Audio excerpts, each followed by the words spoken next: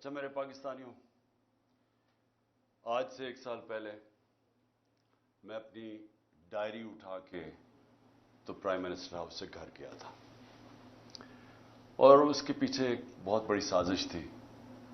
سازش کچھ سال پہلے سے شروع ہوئی۔ میں ایک سربراہ کو مل رہا تھا مڈل ایسٹ سے، تو اس نے مجھے کہا کہ تمہیں پتہ ہے کہ تمہیں ہٹانے کی کوشش کر رہی ہے، اور جو تمہارا آرمی چیف ہے وہ تمہارے سے خوش نہیں ہے۔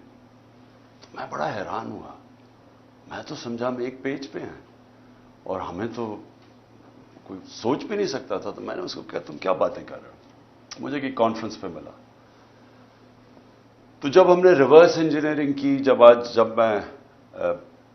جب سے ہماری گورنمنٹ گئی، اور میں نے پھر پیچھے سارا جائزہ لیا کہ کیا کیا ایونٹس ہوئے اور کس طرح کی سازش ہوئی اور کون کون اس میں ملوث تھا، لیکن ایک کردار جو سب سے جو اس کا ماسٹر مائنڈ تھا، تو وہ پھر آہستہ آہستہ ساری سمجھ آ گئی۔ کدھر کدھر دھوکے ہوئے ہمارے سے، کدھر کدھر ہمیں لال بتی کے پیچھے لگایا گیا، کدھر کدھر جھوٹ بولے گئے، اور ساری کوشش یہ تھی، پہلے سے پلان بنا ہوا تھا کہ مجھے ریپلیس کرنا تھا شہباز شریف سے۔ شہباز شریف سے انڈرسٹینڈنگ ہو چکی تھی جنرل باجوہ کی، اور ان کے کیسز ختم کروائے، اس کو سزا ملنے والی تھی۔ ایف آئی اے کیس میں 16 ارب کا کیس، اور پھر نیب کا 8 ارب کا وہ جو فیک اکاؤنٹس کا کیس تھا، تو سزا ہونے والی تھی۔ تو کیسے پھر اس کو پورا بچایا بھی گیا اور پھر اس کو لایا بھی گیا۔ اور پھر جو ہم سمجھتے تھے کہ امریکہ سے سازش شروع ہوئی ہے، شروع وہاں سے نہیں ہوئی، شروع ادھر سے ہوئی تھی۔ انہوں نے حسین حقانی کو ہمارے گورنمنٹ نے ہائر کروایا گیا، میرے خلاف پروپیگنڈا کیا گیا، اور اس نے کہا کہ کیسے جنرل باجوہ کتنے اچھے ہیں اور پرو امریکہ ہے، اور عمران خان اینٹی امریکہ ہے، اور پھر ادھر سے وہ سائفر آیا۔ تو یہ خیر ہمیں بعد میں ساری چیزیں سامنے آ گئی۔ اب تو واضح ہے کہ یہ پہلے سے سازش تھی، اور اس کے اندر پھر باقی سارے ملتے گئے، یہ سارے پی ڈی ایم کے لوگ، یہ سب شامل تھے بعد میں۔ آج کا ہمارا ہم نے وائٹ پیپر نکالا ہے، اس کا مقصد صرف یہ ہے بتانے کے لیے کہ 1 سال میں ہوا کیا پاکستان سے۔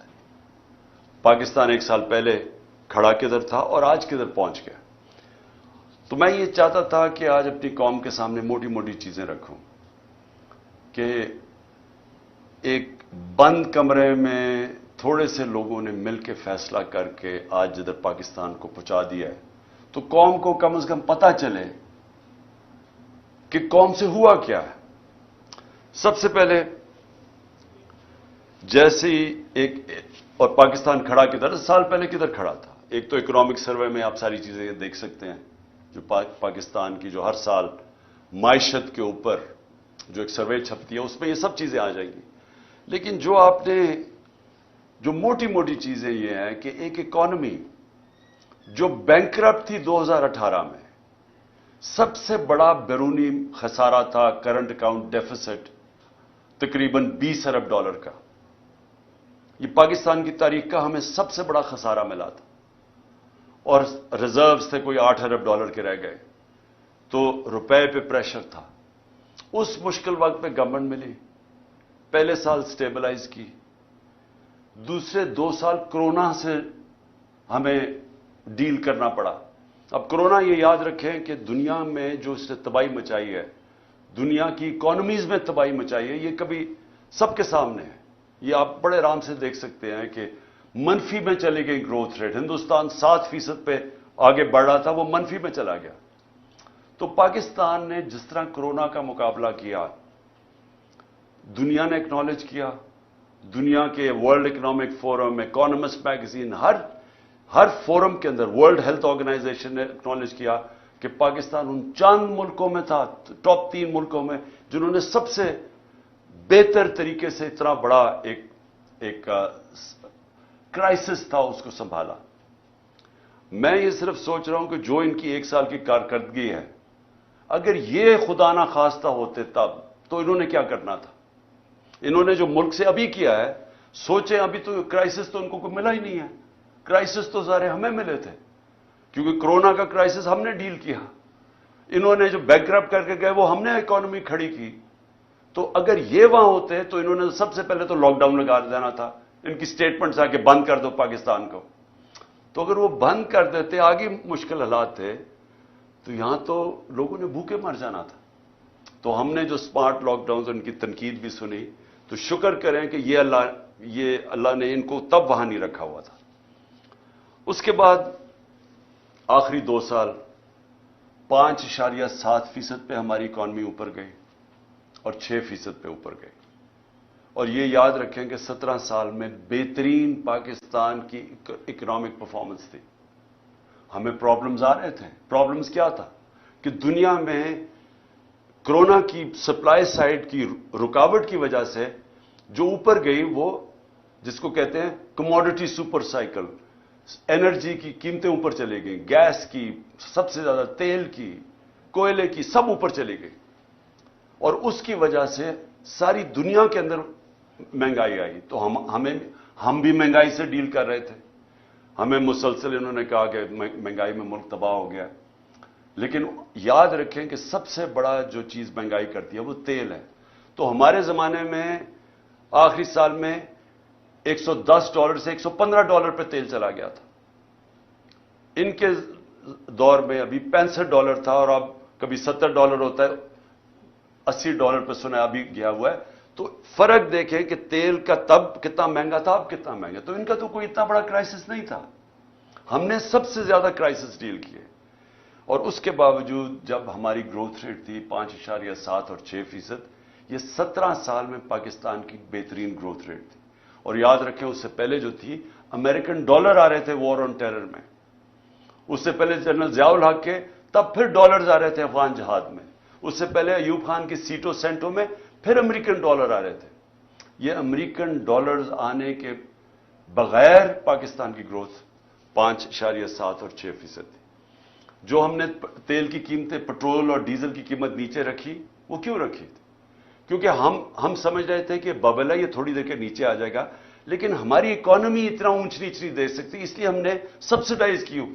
क्योंकि हमने रूस से जब मैं वहां गया, मैंने सदर पुतिन से जब मुलाकात हुई, हमने उनको बताया कि हमारे मुल्क में ये आपकी टेंशन की वजह से तभी तेल की कीमतें ऊपर चली गई थी। तो उन्होंने फिर अपना एनर्जी मिनिस्टर भेजा, हमाद अजहर से मुलाकात हुई, और हमारी अंडरस्टैंडिंग ये थी कि हमने जिस तरह हिंदुस्तान सस्ता तेल रूस से ले रहा था, पाकिस्तान ने भी लेना था। और बदकिस्मती से आते साथ ही आपको पता है कि साजिश शुरू हो गई। वापस आए तो वोट ऑफ नो कॉन्फिडेंस हो गई, और उसके बाद हमारी गवर्नमेंट चंद हफ्तों में चली गई। तो वो बीच में चीजें रह गई। हमारा टेररिज्म, जो इतना आजकल टेररिज्म की बात कर रहे हैं, याद रखें हम टेररिज्म से टूरिज्म पे गए थे। हमारे 3.5 साल में दहशतगर्दी देख लें और आज देख लें। और जब जो अमेरिका निकला अफगानिस्तान से, तो वो बेहतरीन टाइम था उस वक्त कि अफगान गवर्नमेंट के साथ कोऑपरेट करके हम इस मुल्क के अंदर जो दहशतगर्दी जो थोड़ी बहुत भी थी, उसके ऊपर भी काबू पा सकते थे। लेकिन कुछ नहीं किया गया। इन्होंने कोई ना, इनके पास टाइम था सोचने का, ना कुछ था, क्योंकि आए थे सिर्फ एक मकसद के लिए, अपने करप्शन केसेस खत्म करने के लिए। ना इन्होंने इकोनॉमी का रोड मैप दिया, ना इनको कोई फिक्र थी कि ये जो वापस आ रहे हैं, जब तालिबान गवर्नमेंट आई तो उन्होंने कहा वापस जाएं टीटीपी को। तो जब वो वापस आ रहे थे, ना सोचा कि उनको रिहेबिलिटेट कैसे करना है। इनको तो इसकी फिक्र ही नहीं थी। ये तो पड़ गए अपने करप्शन केसेस पे आते साथ ही। पहली कैबिनेट की मीटिंग के अंदर इन्होंने आते साथ ही अपने जनाब ईसीएल पे जो रखे हुए थे वो खत्म किया।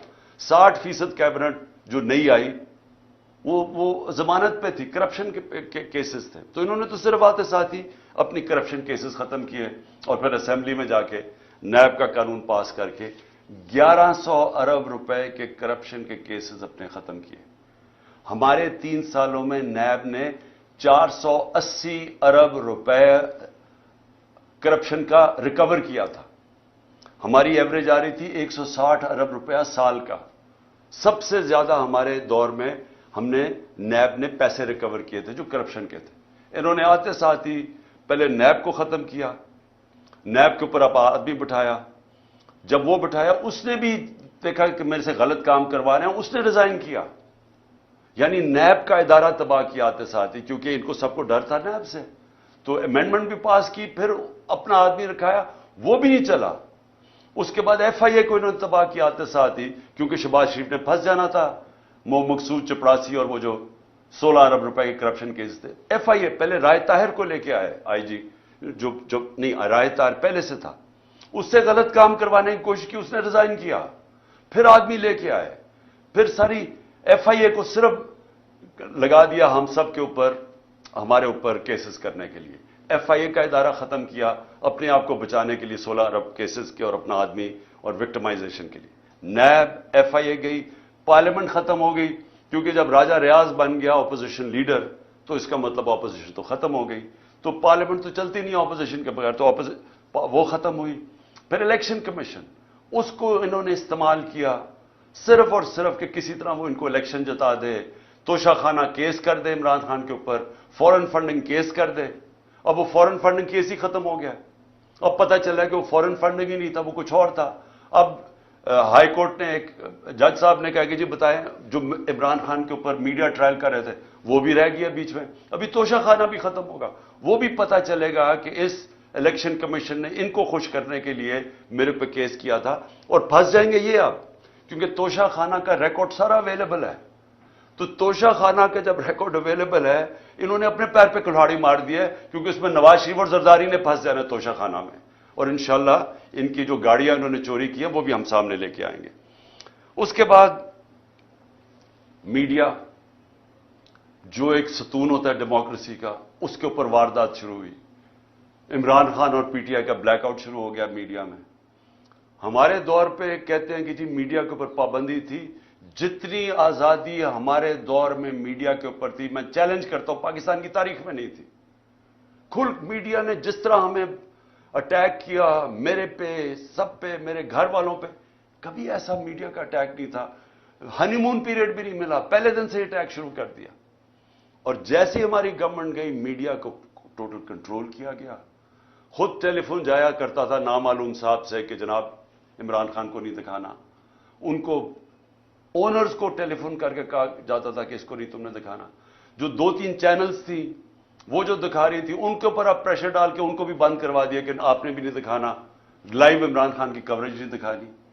جو سب سے بڑی پارٹی پاکستان کی ہے، اس کے لیڈر کو کیسے ایک ڈیموکریسی کے اندر آپ میڈیا سے بلیک آؤٹ کروا دیتے ہیں، اس کی سپیچز نہیں دکھانے دیتے. اور یہ بھی آپ، یہ لائیو نہیں جائے گا کیونکہ ان کو خوف ہے کہ پتہ نہیں وہ کیا کہہ دے گا. تو اتنا خوف ہے فریڈم آف سپیچ سے. اور میں آج یاد کرانا چاہتا ہوں ہر وہ ہمارا صحافی جو ہمارے دور میں کہتا تھا کہ جی دیکھیں یہاں پابندیاں لگ رہی ہیں. میں چیلنج کرتا ہوں کہ آج اور کمپیئر کریں. میں کہتا ہوں پاکستان کی جمہوریت کی تاریخ میں کبھی ایسی پابندیاں نہیں لگی جو آج لگی ہوئی ہیں ہمارے اوپر. تو میڈیا انہوں نے کر دیا. پھر فنڈامنٹل رائٹس، بنیادی حقوق، 25 مئی کو سے شروع ہوتا ہے. لوگوں کے گھروں میں پولیس گھس کے، پی ٹی آئی کے ایم پیز لوگوں کے گھروں میں گھس کے، نہ چادر نہ چادر دیواری، وہاں جا کے جو انہوں نے جس طرح تشدد کیا، لوگوں کو اٹھایا. ایک 11 سال کے بچے کو لے کے جا رہے جیل میں کیونکہ باپ نہیں تھا. ایک گھر میں اٹیک کر دیا انہوں نے، وہ ایک میجر صاحب تھے، ان کو کیا پتا کون آ رہا ہے گھر میں.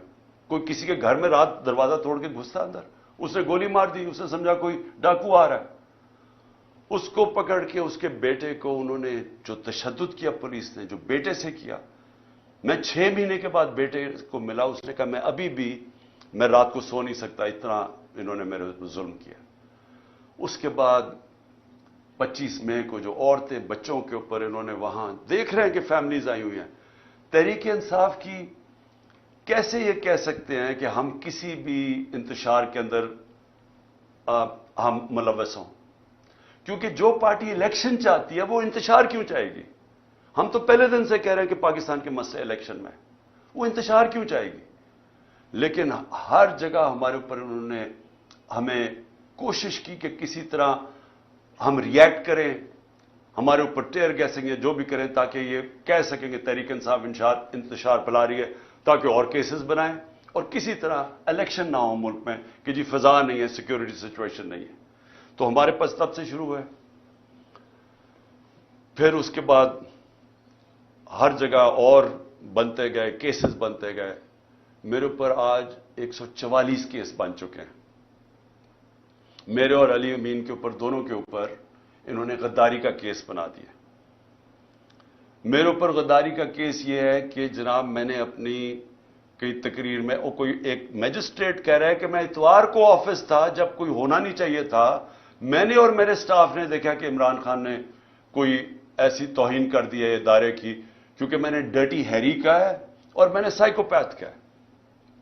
اس کے اوپر میرے اوپر غداری کا پرچہ کر دیا. میں آج جو یہ کر رہے ہیں، میں ان سے سوال پوچھتا ہوں کہ آپ کو پتہ ہے کہ آپ پاکستان کو کتنا نقصان پہنچا رہے ہیں ان چیزوں سے؟ ساری دنیا میں یہ جب جاتا ہے کہ آپ نے ڈرٹی ہیری اور سائیکوپیتھ اس نے تقریر میں کہنے کی وجہ سے ایک غداری کا پرچہ کر دیا جائے ایکس پرائم منسٹر پہ، اس کا پتہ ہے پاکستان کو نقصان کتنا ہے؟ کیونکہ دنیا مذاق اڑا رہی ہے پاکستان کا، ہمیں بنانا ریپبلک سمجھ رہی ہے. 144 پرچے، جس میں 40 دہشت گردی کے پرچے میرے اوپر ہیں. یہ ساری دنیا، اب باہر کی چینلز ساری انٹرسٹ ہے، یہ ساری چیزوں کی رپورٹنگ ہوتی ہے. تو کس کا آج پاکستان کا کیا امیج باہر جا رہا ہے کہ پاکستان کے اندر بنانا ریپبلک ہے؟ یا کوئی قانون ہی نہیں ہے، کوئی بنیادی حقوق کی حفاظت ہی نہیں ہے، جمہوریت ہی نہیں ہے. اور سارے ہمارے ایک وقت پہ 3100 ہمارے کارکنوں کو پکڑ کے جیلوں میں ڈال دیا. ایک طرف الیکشن اناؤنس ہوا ایک طرف ورکرز کو پکڑ کے جیلوں میں ڈال رہے ہیں. اس کے بعد سوشل میڈیا کے لوگوں کو اٹھا رہے ہیں، اغوا کر رہے ہیں، وہ غائب ہو جاتے ہیں. ہمارا اظہر ماشوانی غائب ہو گیا 7-8 دنوں کے لیے، پتہ نہیں کدھر گیا. ساری فیملی، گھر والے میرے سے پوچھ رہے ہیں. پوری طرح اس ملک کو سمجھنا چاہیے کہ جب یہ مسنگ پرسن ہوتا ہے، یہ جو بلوچستان میں روتے ہیں لوگ، یہ جو کراچی میں لوگ کہتے ہیں کہ یہ اٹھا کے لے گا کسی کو، اس گھر کے اوپر کیا گزرتی ہے جب آپ کسی کو اٹھا کے اغوا کر لیتے ہیں. اور پھر اعظم سواتی سے جب اس کو ٹارچر کیا جاتا ہے، اس کو کسٹوڈیل، پہلے تو اس کو بچوں کے سامنے، اس کے پوتے اور پوتیوں کے سامنے مارتے ہیں آ کے 3 بجے گھر میں گھس کے، پھر اس کو اٹھا کے لے جا کے ننگا کر کے ٹارچر کرتے ہیں 75 سال کے آدمی کو.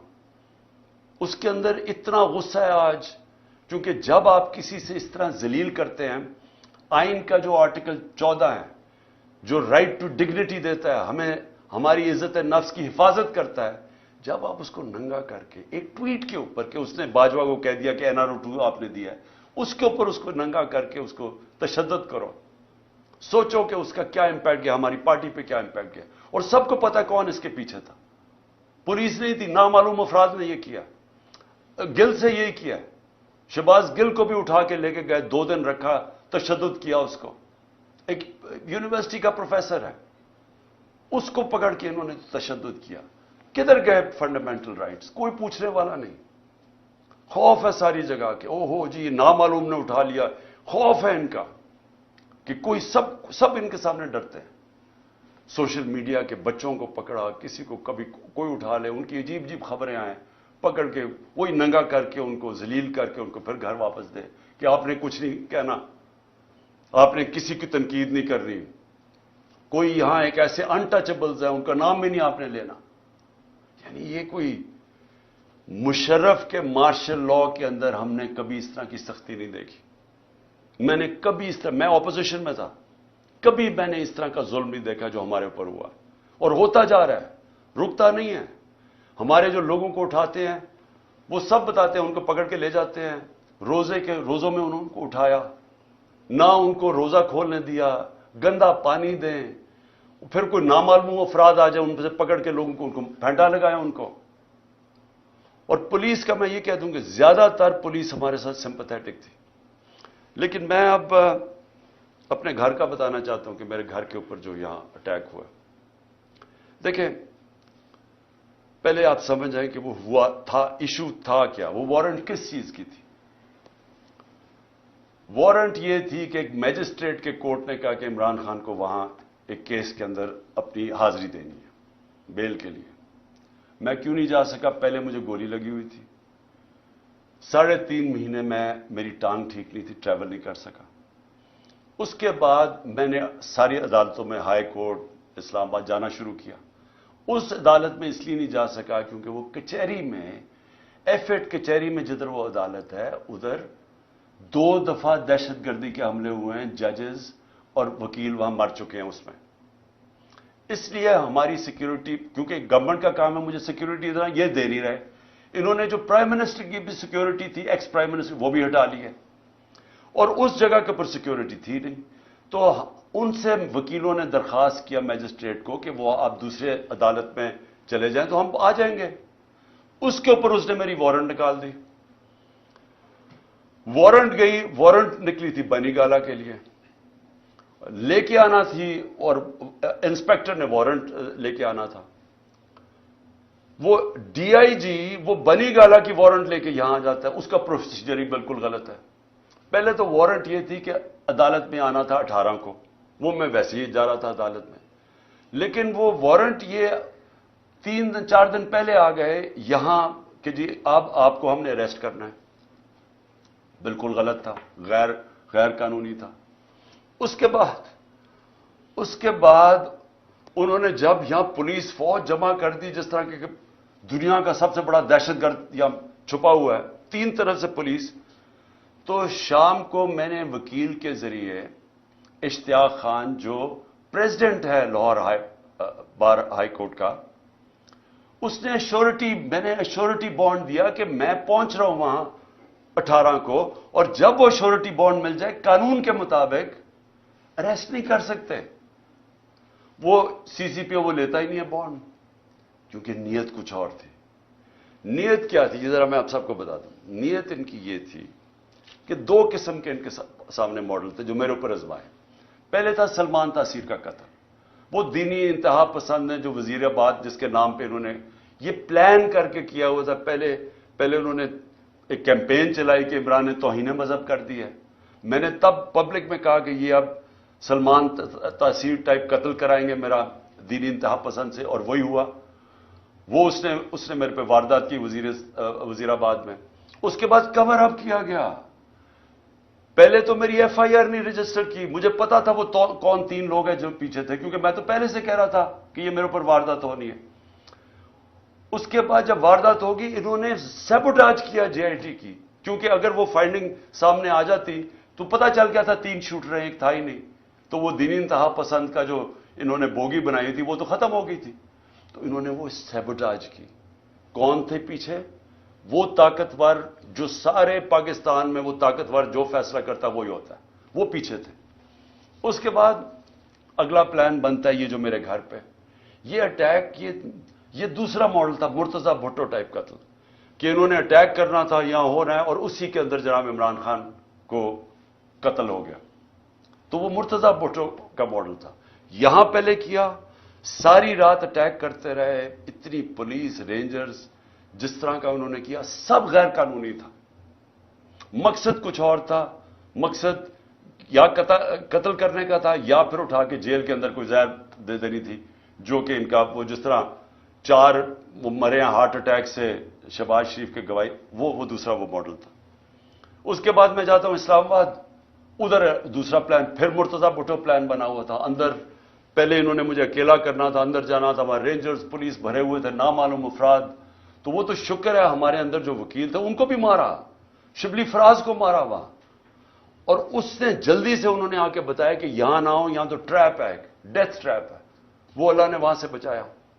تو یہ سارا پلان بنا ہوا تھا کہ عمران خان کو راستے سے ہٹانا. وہ کیونکہ 37 میں سے 30 بائی الیکشن ہم جیت چکے تھے. پاکستانی قوم ہمارے ساتھ کھڑی ہو گئی تھی.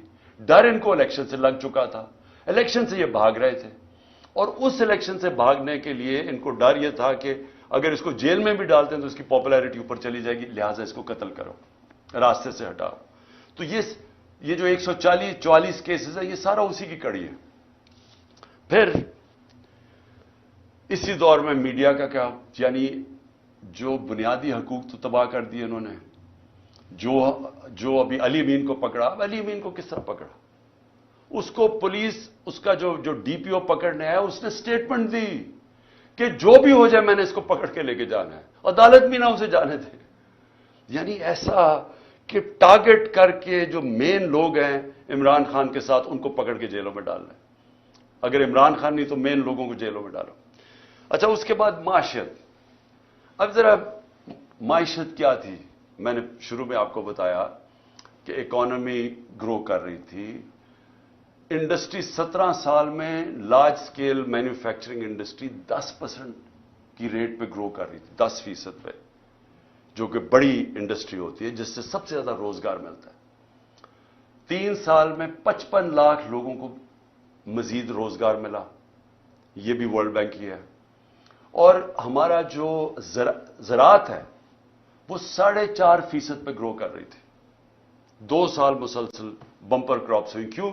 کیونکہ ہم نے پیسہ، گنا کا جو فصل تھی اس کا پورا پیسہ دینے دیا.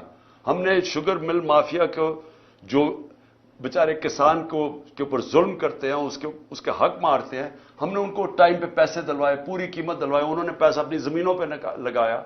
تو سب سے زیادہ پیسہ زراعت میں گیا ہمارے دور میں، اور اس کی وجہ سے انہوں نے، ہماری فصلیں بھی زبردست ہوئی، زراعت بھی بڑھ رہی تھی، انڈسٹری بھی بڑھ رہی تھی. آئی ٹی کی ایکسپورٹس جو مستقبل ہے 75% 2 سالوں میں بڑھی. تو ملک تو صحیح راستے پہ جا رہا تھا. ریکارڈ ہماری ٹیکس کلیکشن ہو رہی تھی. تو اب کیا حالات ہیں معیشت کے؟ 6% سے ورلڈ بینک کے مطابق 0.4% پہ گروتھ ریٹ نیچے چلی گئی. اس سے ورلڈ بینک کی رپورٹ ہے کہ 40 لاکھ لوگ غربت کی لکیر سے نیچے چلے گئے. مہنگائی جس کے اوپر سارا شور مچا ہوا تھا ہمارے دور میں، یاد رکھیں کہ ہمارے دور میں جو مہنگائی کی اصل وجہ تھی وہ تیل تھی. تیل ہمارے دور میں $110 سے $115 بیرل پہ کیا تھا. یہ نیچے آ کے $65 سے اب کوئی $80 کے بیچ میں ہے. تو اس دور کے اندر ہماری مہنگائی تھی، جو انفلیشن تھی، وہ 12% تھی. ان کے دور میں وہ پہنچ گئی تقریباً 35%. اور جو کھانے پینے کی چیزیں ہیں وہ 1 سال میں 50% بڑھی ہیں. آپ جو چیز عام آدمی کو سب سے افیکٹ کرتی ہے وہ ہے آٹا. آٹے کا 20 کلو کا بیگ اگر آج آپ دیکھیں، اور ہمارے مقابلے میں ہمارا تھا 1140 روپے کا، آج وہ بیگ پہنچ گیا ہے 2800 روپے کا. تو جو عام آدمی ہے، جو اب آٹے کی لائنیں دیکھ رہی ہیں اور لوگ دیکھ رہے ہیں، بیچارے آٹا لیتے ہوئے جو 20 سے زیادہ لوگ مر چکے ہیں. جو بنیادی چیز ہے، پہلے بے روزگاری بھی بڑھ گئی، ویسے کھانے پینے کی چیزیں 50% بڑھ گئی، اور اس کے اوپر آٹا جو بنیادی چیز ہے اس کی قیمت دگنی سے زیادہ ہو گئی. اس کا مطلب یہ کہ لوگوں کے اس وقت سب سے برے حالات ہیں، اور یہ بڑھتے جا رہے ہیں. مہنگائی بڑھتی جا رہی ہے کیونکہ رک تو نہیں رہی. روپیہ 100 روپے سے زیادہ ڈالر مہنگا ہو چکا ہے. روپیہ 100 روپیہ گر چکا ہے. اور پھر سے میں یاد کرا دوں کہ جو باہر بیٹھے ہوئے ہیں، جو لندن میں بیٹھے ہوئے ہیں، جن کی اربوں ڈالرز کی پراپرٹیز ہیں، جن کے ڈالر میں پیسے ہیں، ان میں اضافہ ہو گیا 100 روپیہ. اور جو پاکستان کے اندر اس وقت جو عام آدمی جن کے آپ کے روپیوں میں پیسے ہیں، وہ ڈالر کے مقابلے میں 100 روپیہ کم ہو گیا. اگر آپ یہ سمجھیں نا کہ 100 روپیہ آپ کے پاس بینک میں پڑا ہوا تھا، تو وہ صرف 65 روپے اس کی خریدار کی قیمت رہ گئی ہے. ایکسپورٹس 10% گر گئی ہیں. ہماری ایکسپورٹس آخری 2-3 سالوں میں بڑھتی جا رہی تھی. اب بجائے بڑھنے کے ایکسپورٹس 10% کم ہو گئی ہیں. اس کا مطلب کہ ہمیں اور زیادہ مسئلہ ڈالرز کا آنے والا ہے، کیونکہ ہم اب قرضے تو لے رہے ہیں، لیکن قرضے واپس کرنے کے لیے جو ہمارے پاس دولت میں اضافہ ہونا چاہیے، یعنی ایکسپورٹس میں اضافہ اور ریمیٹنسز میں، وہ بجائے بڑھنے کے وہ یا رک گیا یا کم ہو گیا. تو ڈالرز تو کم آ رہے ہیں اور قرضے بڑھتے جا رہے ہیں. اور انڈسٹری جو سب سے خطرناک ہے پاکستان میں، کہ آپ کی دولت میں اضافہ انڈسٹریلائزیشن سے ہوتا ہے. جو ہماری انڈسٹری بڑھتی جا رہی تھی, جو لارج سکیل مینوفیکچرنگ 10% بڑھ رہی تھی, وہ آج 50% انڈسٹری بند ہو چکی ہے. اور جو آج انڈسٹری کا حال ہے, اس کا اب ڈائریکٹ امپیکٹ پڑ رہا ہے. جس طرح میں نے کہا, ہمارے دور میں یہ صرف سال پہلے فیصل آباد میں پوچھیں, ان کو ٹیکسٹائل انڈسٹری کا اسکلڈ ورکر نہیں مل رہا تھا, مزدور نہیں مل رہا تھا. اور آج آپ دیکھ لیں کہ ٹیکسٹائل انڈسٹری کے حالات کیا ہیں. اچھا جی, پھر اب آخر میں پہنچ رہا ہوں کہ 1 سال کے اندر معیشت بھی بیٹھ گئی, میڈیا بھی بند کر دیا, ہمارے جو بنیادی حقوق ہیں ان کی بھی تباہی کر دی,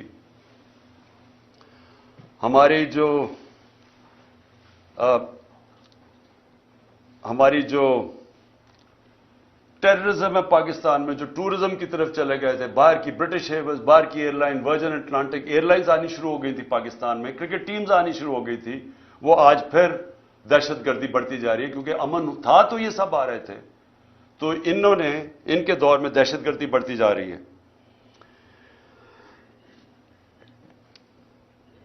اب آخر میں اپنی بات ختم کرتا ہوں. اب پاکستان کدھر جا رہا ہے؟ ساری قوم کو ہمیں اب سوچنا چاہیے کہ ہمارا ملک جا کدھر رہا ہے. سارے ادارے ہمارے گئے, پارلیمنٹ ہماری گئی. جس طرح پھر سے دیکھیں, ملک چلتا ہے اداروں کے اوپر.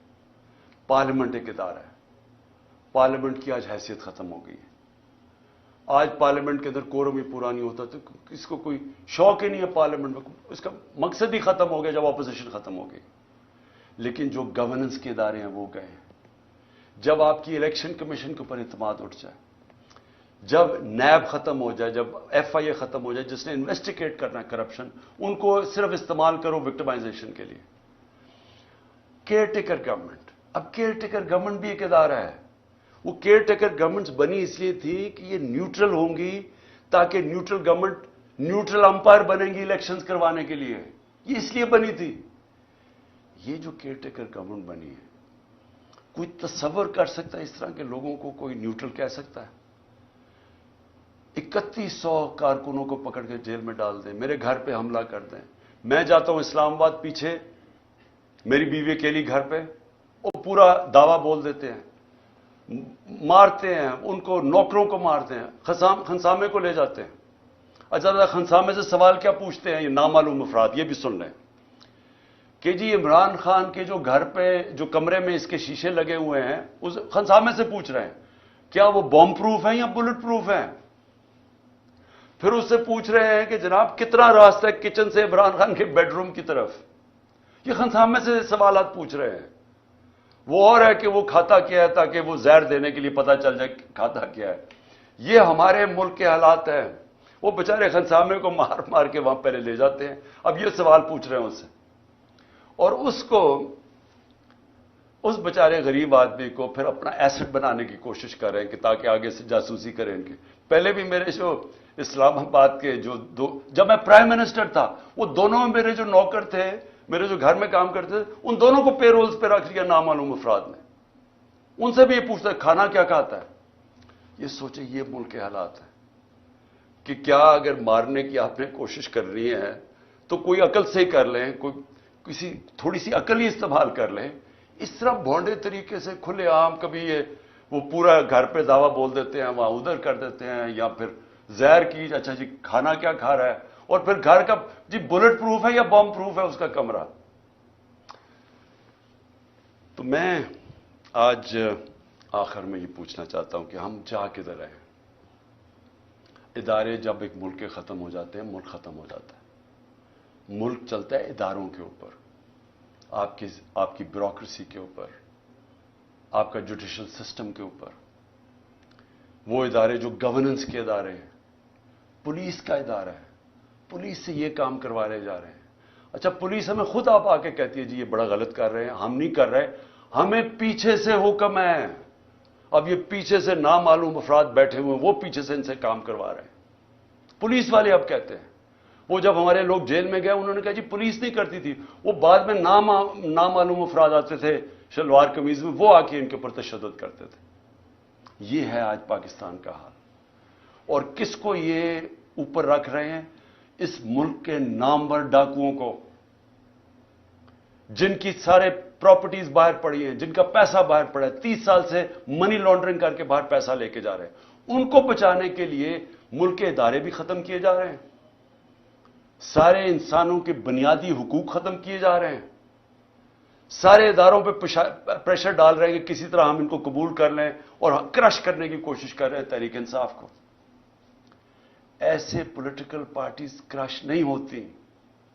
میں یہ آج ساروں کو پیغام دے رہا ہوں, یہ صرف اور صرف ہم ملک کو نقصان پہنچا رہے ہیں. فاطمہ جناح کا جب الیکشن ہوا ایوب خان سے, تو یہ حربے استعمال کیے گئے اس کو ہرانے کے لیے. اس کا کیا ہوا نقصان؟ ادھر سے شروع ہوا ایسٹ پاکستان کی علیحدگی. مجیب الرحمان ان کے ساتھ تھے, فاطمہ جناح کے ساتھ. ایسٹ پاکستان نے فاطمہ جناح کو ووٹ دیا تھا. یہاں حربے استعمال کر کے اس کو ہرایا گیا. کیا نتیجہ ہوا اس کا؟ ملک ٹوٹ گیا, کیونکہ وہی مجیب الرحمان آخر میں الیکشن سویپ کر گیا, کیونکہ انہوں نے کہا یہاں تو جمہوریت ہی نہیں ہے, یہاں تو ہماری آواز ہی نہیں ہے. اور جب وہ الیکشن جیت گیا, election free and fair election وہ جیت گیا, 1970 کا الیکشن سب سمجھتے ہیں فری اینڈ فیئر. وہ جب جیت گیا, اس کی مینڈیٹی مانگنا, ملک ٹوٹ گیا. اب وہی حربے پھر استعمال کیے جا رہے ہیں کہ جو سب سے بڑی جماعت ہے, اس کے ڈر سے کہ وہ الیکشن نہ جیت جائے, سارے پاکستان کا نظام کا بیڑا گرک کر رہے ہیں.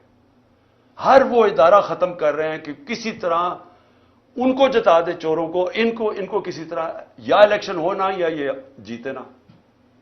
یہ جو اب سپریم کورٹ سے ہو رہا ہے, میں سوال یہ پوچھتا ہوں کہ میں نے آئین دیکھ کے, وکیلوں کو کنسلٹ کر کے, آئین کے مطابق میں نے اپنی گورنمنٹ جب ڈیزالو کی, اور اس لیے کہ ہم کام نہیں کر سکتے تھے اور ہم یہ سمجھتے تھے کہ الیکشن ایک ہی راستہ ہے, اور ابھی میں سمجھتا ہوں کہ الیکشن کے بغیر کوئی دوسرا راستہ نہیں ہے. ہم اپنی گورنمنٹ ڈیزالو کرتے ہیں, ادھر سے پتہ چلتا ہے جی وہ اور ہی ایشو اٹھ جاتا ہے کہ جی وہ 100 موٹو یا نہیں 100 موٹو. بھی 100 موٹو میں تو ہماری گورنمنٹ گئی تھی 1 سال پہلے, 100 موٹو میں تو گئی تھی, یہی ججز تھے, تب وہ ٹھیک تھا. اب وہ 100 موٹو لیتے تو آپ کہتے جی وہ بجائے یہ فیصلہ کریں جی 90 دن کے اندر الیکشن ہونے چاہیے نہیں, کیا آئین کیا کہتا ہے؟ تو آئین تو واضح ہے. بجائے اس کے اوپر بات کرنے کے کبھی کوئی جی آپس میں ججز کو تقسیم کروا دو, ان کی آپس میں انتشار کروا دو, ملک کا بیڑا غرق کروا دو, کسی طرح الیکشن نہ ہو. وہ باہر بیٹھا ہوا جو ہے, اور یہ زرداری ہے, میں بتاؤں ان کا پاکستان میں انٹرسٹ کیا ہے. میں پھر سے پوچھتا ہوں, چھٹیاں باہر, جب اقتدار سے نکلتے ہیں پھر باہر بھاگ جاتے ہیں, بڑے بڑے محلوں میں وہاں رہ رہے ہیں, شاپنگ باہر ہیں, سرجریز باہر ہیں, سب کچھ باہر ہے, بزنسز باہر ہیں. اس کے بچے 2 باہر کہتے ہیں پاکستان نیشنل ہی نہیں ہے. 3 دفعہ پرائم منسٹر کے بیٹے کہتے ہیں پاکستان نیشنل اس لیے نہیں ہے, یہ جواب ہی نہیں دے سکتے کہ اربوں روپے کی پراپرٹیز کدھر سے آئیں ان کے پاس. اور وہ بیٹھ کے فیصلے کر رہے ہیں پاکستان پہ, اور وہ فیصلہ کر رہے ہیں لنڈن پلان کے تحت کہ کیونکہ میں الیکشن نہیں جیت سکتا اس لیے الیکشن نہ کرواؤ اور پی ٹی آئی کو کرش کرو. اور وہ کہہ رہے ہیں کہ میں یہ جو میری اگریمنٹ ہے وہ پوری کرو. اور اس میں یہ چل رہا ہے, ملک کا بیڑا غرق ہو رہا ہے, اکانومی بیٹھ رہی, کوئی فکر نہیں ہے کہ ملک کی معیشت تباہ ہو رہی ہے. نہ پاکستان, 80% پاکستان کا بزنس مین کہتا ہے کہ ہمیں اس گورنمنٹ پہ اعتماد ہی نہیں ہے, لیکن پھر ان کو بٹھایا ہوا نہیں جی وہ تو ابھی اکتوبر میں نہیں, الیکشن اور آگے جا رہے ہیں, جب تک یہ جیتیں گے نہیں, جب تک. غلط فہمی یہ ہے کہ کہیں یہ لوگ تھوڑی دیر کے بعد شاید ان کو اچھا سمجھنا شروع ہو جائے. وہ کیسے اچھا سمجھیں گے؟ کون سی چیز کریں گے کہ ملک کو اس دلدل سے نکالیں گے؟ ان کے پاس تو راستہ ہی کوئی نہیں. آپ اور ان کے لیے ملک کے آئین کو بھی نقصان پہنچانے کی کوشش ہو رہی ہے, عدلیہ کو بھی تقسیم کرنے کی, ادارے بھی ختم, فنڈامنٹل رائٹس بھی ختم, ہمارے اوپر بھی 144 کیسز. اور پھر سے میں کہتا ہوں کہ ملک کا مذاق اڑا ساری دنیا میں, ساری دنیا میں پاکستان. اب کیا مجھے یہ بتائیں, جب یہ کہے گئے گورنمنٹ کہے گی کہ ہم سپریم کورٹ کا فیصلہ نہیں مانتے, تو کس انویسٹر نے پاکستان میں آنا ہے؟ جب آپ ایک انویسٹر کو جب پاکستان کی جسٹس سسٹم میں اعتماد ہی نہیں ہے, وہ کون اپنا پیسہ لے کے آئے گا پاکستان میں؟ پاکستانی اپنا پیسہ باہر لے کے جا رہے ہیں, وہ جا کے باہر انویسٹ کر رہے ہیں.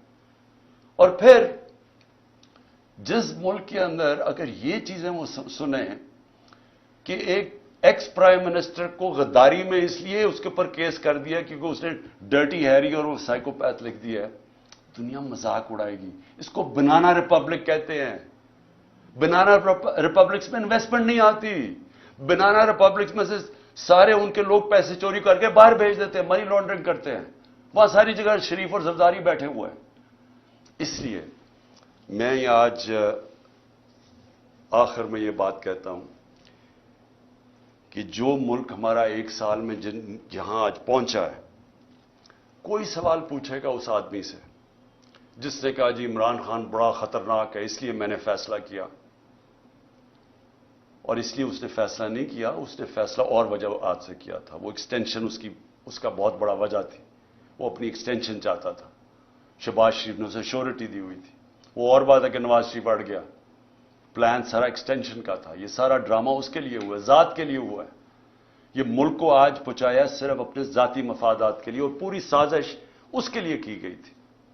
تو آج کوئی پوچھے گا اس کو کہ جدھر آج پاکستان ہے 9 لاکھ لوگ ہمارے پروفیشنلز ملک چھوڑ کے چلے گئے ہیں یہ پچھلے چند مہینے میں. امید چلی گئی ہے پاکستان سے. شوکت خانم سے 4 ہمارے کنسلٹنٹس چھوڑ گئے ہیں. یاد رکھیں کہ جو کینسر کے ڈاکٹرز ہوتے ہیں دنیا میں ان کی ڈیمانڈ ہوتی ہے. بڑی مشکل سے ہم ان کو لے کے آتے ہیں پاکستان, کیونکہ ایک کہیں معمولی سا بھی جو آنکولوجسٹ ہوتا ہے کینسر کا ڈاکٹر, اس کی معمولی سے کہ بھی وہ تنخواہ ہوتی ہے جو ہم پاکستان میں نہیں دے سکتے, تو مشکل سے ان کو لے کے آئے. تو یہ جو حالات دیکھ کے 4 ہمارے ڈاکٹرز چھوڑ کے چلے گئے, مایوس ہو گئے ہیں. تو کیا کوئی اس کو ذمہ دار ٹھہرائے گا کہ تکبر کے اندر فرعون بنا ہوا کہ میں نے فیصلہ کیا جی ملک کی بہتری کیا ہے, اور اس کے لیے آج جو ہمارے حالات ہیں کوئی اس کو کوئی ادارہ ذمہ دار ٹھہرائے گا؟ کیا یہ قانون سے اوپر ہے؟ ان کو کوئی پوچھ نہیں سکتا. حمود الرحمان رپورٹ 25 سال کے بعد جو ملک ٹوٹ گیا تھا ہندوستان میں چھپی تھی, پاکستان نہیں آئی تھی, کیونکہ وہ یہ سمجھتے ہی نہیں ہیں کہ جب تک ایک معاشرے میں تنقید نہیں ہوتی معاشرہ آگے نہیں بڑھ سکتا. جو ساری ڈکٹیٹرشپس دنیا میں فیل ہوئی ہیں ان کی سب سے بڑی وجہ ہے کہ ڈکٹیٹرشپس کے اندر تنقید نہیں ہوتی. جب تنقید نہیں ہوتی معاشرہ سکڑ جاتا ہے. یہ جو جمہوریت کی خوبی ہے یہ کہ وہ تنقید ہوتی ہے اور تنقید سے اپنی صلاحیت کرتا ہے معاشرہ. یہاں جب تک ہم یہ سمجھیں گے کہ جی وہ ایک سپر کنگ تھا, وہ جو مرضی فیصلہ کرے, ذمہ دار کسی اور کو ٹھہراؤ, اور وہ آرام سے کسی باہر والے ملک میں اچھی ہوائیں لیتا پھرے, کبھی بھی ملک آگے نہیں بڑھے گا. اور آج خاص طور پہ پاکستان کی اس برے وقت میں جو سب سے خوشائن چیز وہ یہ کہ پہلی دفعہ میں نے 1 سال میں جو چیز چینج دیکھا ہے کہ ہماری عوام جاگ گئی ہے, ایک شعور آ گیا ہے. ہمارا نوجوان سوشل میڈیا کی وجہ سے اور یہ 1 سال کی کیمپین میں وہ نوجوان ایک ایشو سمجھ گیا, بچے سمجھ گئے ایشوز, اسکول کے بچے, وہ شعور ہے جو کبھی پہلے بڑوں میں نہیں تھا. اور اس سے بھی بڑی چیز کہ ہماری خواتین گھروں کے اندر انقلاب آ گیا. میں سمجھتا ہوں کہ یہ سب سے خوشائن چیز ہے جب ایک قوم جاگ جاتی ہے اور جب اس کو سمجھ آ جاتی ہے حقیقی آزادی کیا ہے. حقیقی آزادی انصاف سے آتی ہے جب ایک معاشرے میں آپ کے بنیادی حقوق کی حفاظت کرتا ہے آپ کے عدالتوں کا نظام, وہ لوگ آزاد ہو جاتے ہیں. وہ اس کو لیول پلینگ فیلڈ کہتے ہیں, وہ معاشری ترقی کرتے ہیں. تو اس وقت لوگ سب سمجھ بیٹھے ہیں کہ ہمیں آزادی چاہیے, ہم بنیادی حقوق چاہیے, ہمیں انصاف چاہیے. ہمیں یہ جو کلاس ہے قانون کے اوپر بیٹھی ہوئی ہم اس کو تسلیم نہیں کرتے. یہ جو چھوٹے سے لوگ ہیں جو ملک کے فیصلے کرتے ہیں, چوری کریں تو NRO مل جاتا ہے, قانون توڑیں تو اپنی FIR, ex prime minister FIR نہیں درج کروا سکتا کیونکہ وہ خاص کوئی آدمی تھا جس نے جو مرضی کرے تو اس کو ہمارا قانون کا نظام نہیں پکڑ سکتا. یہ ہے ظلم پاکستان کا, اور یہ جب تک چینج نہیں ہوگا ملک کا کوئی مستقبل نہیں ہے. جب تک ہم اس ملک میں رول آف لا نہیں لے کے آتے. 1 سال کا ہمارا تجربہ یہ ہمیں بتاتا ہے کہ رول آف لا جس معاشرے میں نہیں ہے اس میں تباہی ہے. اور 1 سال میں جو قتل ہوا ہے وہ رول آف لا قتل ہوا ہے. ان چوروں کو اوپر بٹھانے کے لیے اس ملک کے اوپر جو ظلم ہوا ہے وہ یہ ہوا ہے کہ ان کے لیے ایک اور قانون بن گیا ہے, इनकी सारी चोरियां माफ हो गई हैं। वो एक खातून फिरी जाती है, वो खुले आम अदलिया को बुरा भला कह रही है, जजेस को बुरा भला कह रही है, वो कोई नहीं पकड़ सकता उसको, क्योंकि वो उसको उस कैटेगरी में रख दिया है, वो कानून से ऊपर है। वो चोरी भी करे, आज तक नहीं बता सके कि लंदन में अरबों रुपए की प्रॉपर्टीज किधर से आई हैं, वो नहीं बता रहे। वो सिर्फ ये कह रहे हैं किसी की जरूरत कैसे पड़ी कि हमें सवाल भी पूछ लिया। वो ये ऊपर ये खास लोग हैं, बाकी लोगों के पास हुकूक ही नहीं है। और जब मर्जी जेल में पकड़ो, रात को उठा लो, घरों में घुस जाओ, 3 बजे उठा लो। एक एक्स प्राइम मिनिस्टर घर 26 घंटे हमला किया गैर कानूनी तौर पे, सिर्फ उसको या उसे कत्ल करना था और या पकड़ के जेल में डालना था, और कोई कानूनी हैसियत नहीं थी उसकी। आप तमाशा देख रहे हैं, सारी दुनिया तमाशा देख रही है। तो हमारी जो जंग है हकीकी आजादी की है, और मैं समझता हूं कि क्योंकि कौम जाग चुकी है, ये जो भी करेंगे अदलिया के ऊपर हमले करेंगे, कौम अदलिया के साथ खड़ी है। पाकिस्तान की वकला कम्युनिटी को खड़ा होना पड़ेगा अदलिया के साथ, क्योंकि अगर आइन गया तो कौम खत्म। और दूसरी चीज कि ये जो कर रहे हैं हमारे जो लोगों को पकड़े, अली मीन को जो पकड़ा है, जो केसेस कर रहे हैं, लोगों को जेलों में डाल रहे हैं, मैं आखिर में ये कहना चाहता हूं कि मेरी कौम तैयार हो जाए कि अगर इनका ख्याल है कि हम चुप करके एक, या तो उन्होंने इलेक्शन नहीं करवाने, तब भी हमें सड़कों पर निकलना पड़ेगा, और अगर इन्होंने, और पुरअमन तरीके से, और अगर इन्होंने इलेक्शन करवाए और ये सबको अंदर बंद कर दिया, सारों को जेलों में डाल दिया, कारकुनों को जेलों में डाल दिया, कैंडिडेट्स को हरासा किया, ताकि हमारे हाथ बांध के अगर हम इलेक्शन लड़ें, और इनका ख्याल है कि हम चुप करके बैठे रहेंगे, फिर हमें सड़कों पर निकलना पड़ेगा। और मैं अपनी कौम को यह कहना चाहता हूं, हम हर चीज के लिए तैयार होना चाहिए। और हम अगले दिनों में हम देखेंगे किस तरह जा रहा है। अगर हमने देखा कि ये इसी तरह ही या इलेक्शन से भाग रहे हैं, क्योंकि इलेक्शन से तो भाग रहे हैं, अगर इन्होंने भागने की कोशिश की अदलिया को तकसीम करके, और या फिर इन्होंने हमारे ऊपर इसी तरह के हरबे इस्तेमाल किए, हम सब सड़कों पे होंगे। पाकिस्तान जिंदाबाद।